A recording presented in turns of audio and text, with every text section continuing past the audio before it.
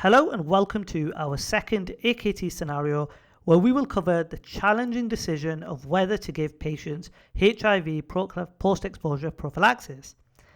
You have a 25-year-old male patient who's come back from a holiday in Spain. Whilst on holiday, he engaged in unprotected intercourse with a male partner 6 days ago.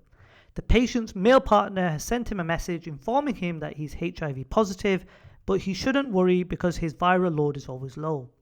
The patient is requesting post-exposure prophylaxis. If you've ever worked in an AD department, you will know that making a decision on PEP is rarely straightforward. You often get that the patient has a vague feeling about their sexual partner's HIV risk.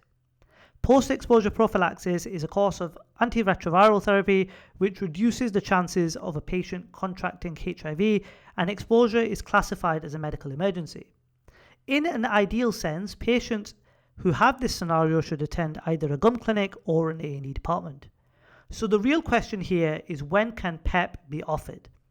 PEP can be offered if the patient is an uninfected sexual partner of a person known to have HIV to prevent infection after sex without a condom or where the condom has split, or if the patient has had unprotected sex with a person in a high-risk group for HIV, whose infection status is not known.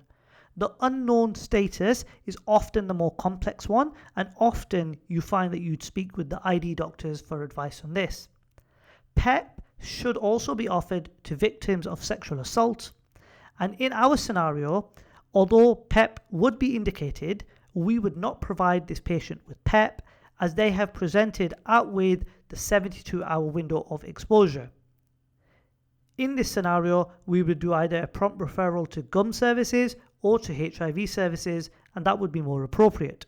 So just to recap, known HIV or high-risk sexual partners where unprotected intercourse has taken place should receive PEP, and they should receive it if the exposure was within 72 hours of presenting.